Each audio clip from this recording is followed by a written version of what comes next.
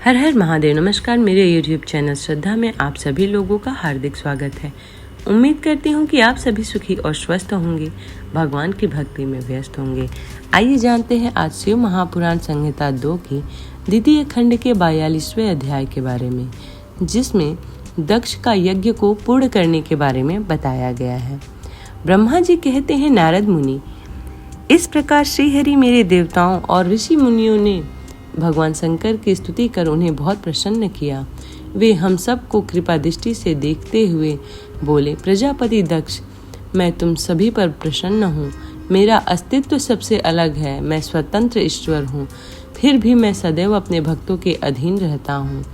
4 प्रकार की पुण्य आत्मा मनुष्य ही मेरा भजन करते हैं। उनमें पहला आर्थ, दूसरा जिज्ञासु, तीसरा अर्थार्थी और चौथा ज्ञानी है। परंतु ज्ञानी को ही मेरा खास सानिध्य प्राप्त होता है, उसे मेरा ही स्वरूप माना जाता है। वेदों को जानने वाले परम ज्ञानी ही मेरे स्वरूप को जानकर मुझे समझ सकते हैं। जो मनुष्य कर्मों के अधीन रहते हैं वे मेरे स्वरूप को नहीं पा सकते। इसलिए तुम ज्ञान को जानकर शुद्ध हृदय एवं बुद्धि से मेरा स्मरण कर उत्तम कर्म करो। हे दक्ष, मैं ही ब्रह्मा हूँ और विष्णु का रक्षक हूँ। मैं ही आत्मा हूँ, मैंने ही इस संसार की सृष्टि की है। मैं ही संसार का पालन करता हूँ।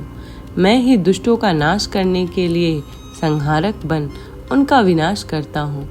बुद्धिहीन मनुष्य जो कि सदैव सांसारिक बंधनों और मोह माया में फंसे रहते हैं, कभी भी मेरा साक्षात्कार नहीं कर सकते। मेरे भक्त सदैव मेरे ही स्वरूप का चिंतन करते रहते हैं। हम तीनों अर्थात ब्रह्मा, विष्णु और रुद्रदेव एक ही हैं। जो मनुष्य हमें अलग मानकर हमारा एक ही स्वरूप मानता है, उसे सुख, शांति और समृद्धि की प्राप्ति होती है। परंतु जो अज्ञानी मनुष्य हम तीनों को अलग अलग मानकर हम में भेदभाव करते हैं, वे नरक के भागी होते हैं। हे प्रजापति दक्ष, यदि कोई श्री हरि का परम भक्त है, हे प्रजापति दक्ष, यदि कोई श्री हरि का परम भक्त मेरी निंदा या आलोचना करेगा या मेरा भक्त होकर ब्रह्मा और विष्णु का अपमान करेगा, उसे निश्चय ही मेरे कोप का भागी होना पड़ेगा।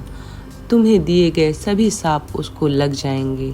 भगवान शिव के इन वचनों को सुनकर सभी देवताओं, ऋषियों, मुनियों तथा श्रेष्ठ विद्वानों को हर्ष हुआ तथा दक्ष भी प्रभु की आज्ञा मानकर अपने परिवार सहित शिव जी की भक्ति में मग्न हो गए।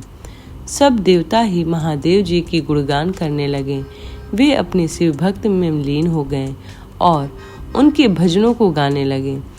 इस प्रकार जिसने जिस प्रकार से भगवान शिव की स्तुति की और आराधना की, भगवान शिव ने प्रसन्नता पूर्वक उसे ऐसा वरदान प्रदान किया। तत्पश्चात भक्त वत्सल भगवान शंकर जी से आज्ञा लेकर प्रजापति दक्ष ने अपना यज्ञ पुनः आरंभ किया। उस यज्ञ में उन्होंने सर्वप्रथम शिव जी का भाग दिया। सब देवताओं को भी उचित भाग दिया गया। यज्ञ में उपस्थित सभी ब्राह्मणों को दक्ष ने सामर्थ्य के अनुसार दान दिया। महादेव जी का गुणगान करते हुए दक्ष ने यज्ञ के सभी कर्मों को भक्ति पूर्वक संपन्न किया। इस प्रकार सभी देवताओं, मुनियों और ऋषियों के सहयोग से दक्ष का यज्ञ शनांद संपन्न हुआ। तत्पश्चात सभी देवताओं और ऋषियों, मुनियों ने महादेव जी के यश का गान किया और अपने अपने निवास की ओर चले गए। वहां उपस्थित अन्य लोगों ने भी शिव जी से आज्ञा मांगकर वहां से प्रस्थान किया। तब मैं और विष्णु जी भी शिव वंदना करते हुए अपने अपने लोक को चल दिए। दक्ष ने करुणानिधान भगवान शिव की अनेकों बार स्तुति की और शिव जी को बहुत सम्मान दिया। तब वे प्रसन्न होकर अपने गढ़ों के साथ लेकर कैलाश पर्वत पर चल दिए। कैलाश पर्वत पर पहुंचकर शिव जी को अपनी प्रिय पत्नी देवी सती की याद आने लगी।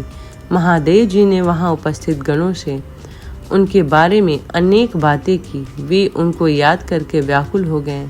हे नारद, मैंने तुम्हें सती के परम अद्भुत और दिव्य चरित्र का वर्णन सुनाया। यह कथा भोग और मोक्ष प्रदान करने वाली है। यह उत्तम वृत्तांत सभी कामनाओं को अवश्य पूरा करता है। इस प्रकार इस चरित्र को पढ़ने व सुनने वाला ज्ञानी मनुष्य पापों से मुक्त हो जाता है। उसे यश, स्वर्ग और आयु की प्राप्ति होती है। जो मनुष्य भक्ति भाव से इस कथा को पढ़ता है और अपने सभी सत्कर्मों के फलों की प्राप्ति को करता है। इस प्रकार शिव महापुराण संहिता 2 की द्वितीय खंड के 42वें अध्याय भी समाप्त होता है। उम्मीद करती हूँ कि आज की ये वीडियो आप लोगों को पसंद आई हो। वीडियो पसंद आई हो तो वीडियो को लाइक करें, चैनल को सब्सक्राइब करें। इसी प्रकार की भक्ति भाव से जुड़ी हुई वीडियोस को प्राप्त करने के लिए चैनल को सब्सक्राइब करना ना भूलें। मिलते हैं अगले अध्याय में, तब तक के लिए हर हर महादेव।